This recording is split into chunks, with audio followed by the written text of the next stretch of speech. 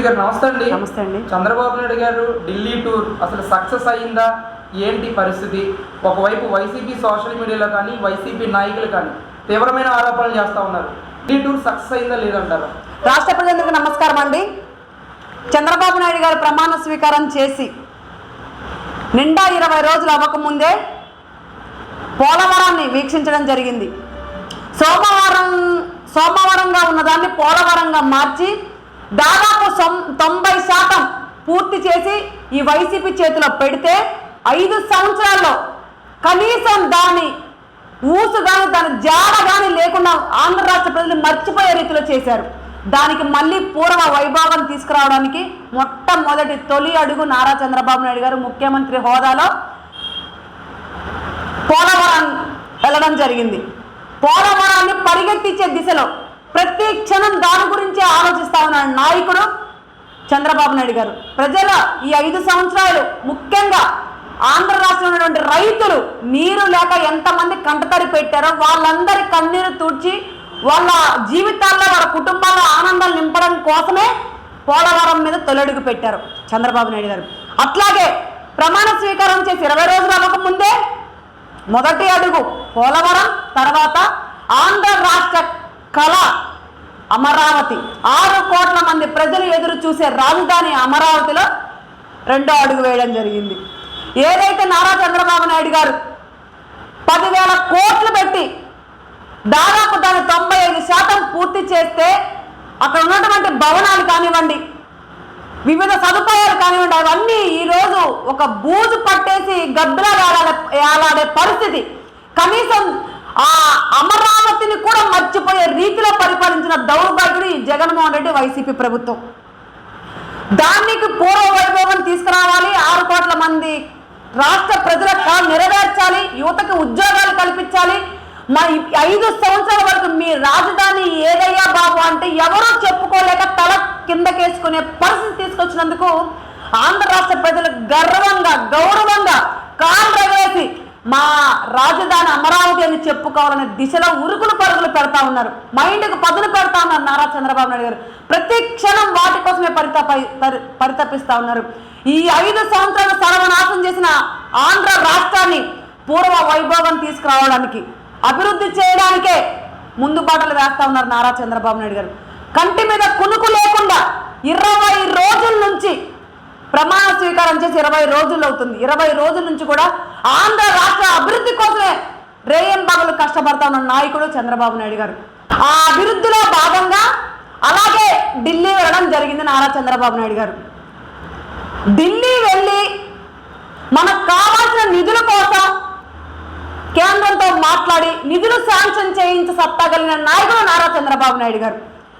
ఇలా వెళ్ళంగానే ఇలా పని చేయించుకొని వచ్చే నాయకుడు నారా చంద్రబాబు నాయుడు గారు.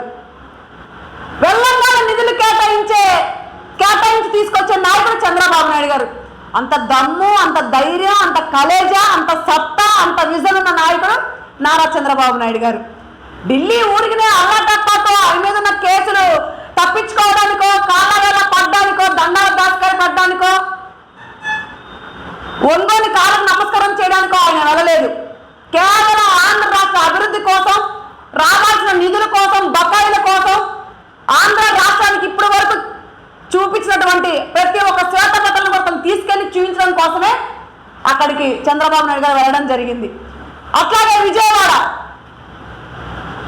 ఈస్ట్ వెస్ట్ బైపాస్లు 95 కిలోమీటర్లకి ఎల్లంగానే ఉన్న పనులను శాంక్షన్ చేయించిన నాయకుడు చంద్రబాబు నాయుడు గారు. That is Telugu Desam party, that is Chandrababu Naidu గారు.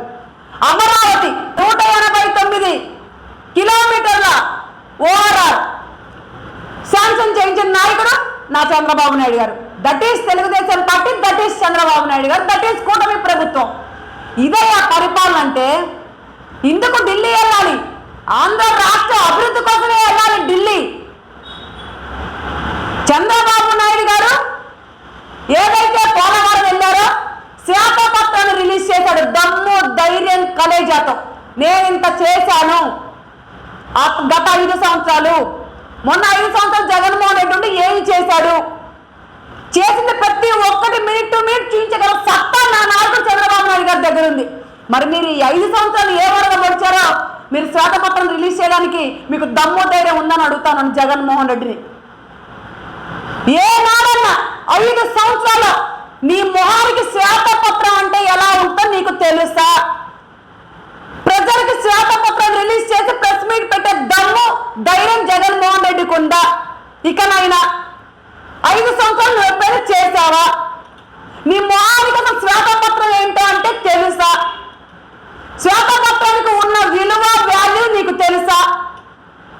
బహుశా చంద్రబాబు నాయుడు గారు శ్వేతపత్రం రిలీజ్ చేస్తేనే ఒక శ్వేతపత్రం కూడా ఉంటుందని తెలుసుకున్న దౌర్భాగ్యం జగన్మోహన్ రెడ్డి.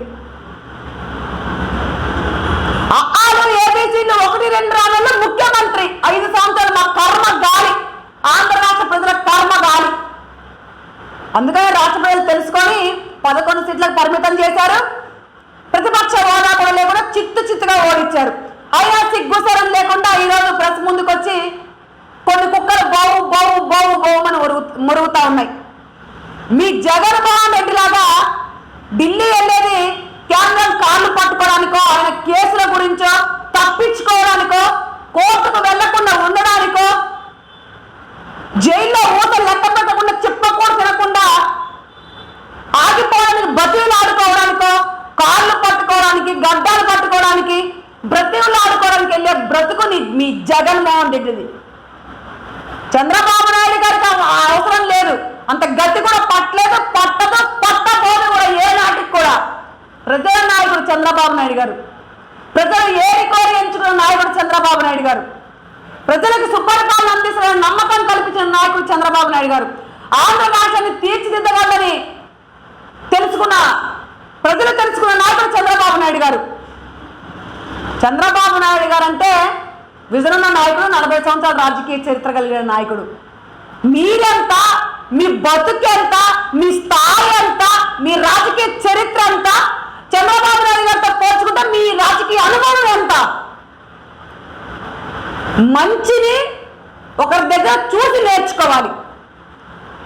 తెలుగుదేశం పార్టీని, కూటమిని, ముఖ్యంగా నా చంద్రబాబు నాయుడు గారిని చూసి పరిపాలన అంటే ఏంటో, ప్రజల్లో మమేకం అవ్వడం అంటే ఏంటో, సుపరిపాలన అందించడం అంటే ఏంటో, అభివృద్ధి చేయడం అంటే ఏంటో నేర్చుకోండి. కుక్కల్లాగా పేటీఎం బ్యాచ్ అంతా రోడ్డు మీదకి వచ్చి ప్రెస్ మీట్ బావు బావుమని ఊర కుక్కల్లాగా వాగితే చెల్లుబాటు అవ్వదు.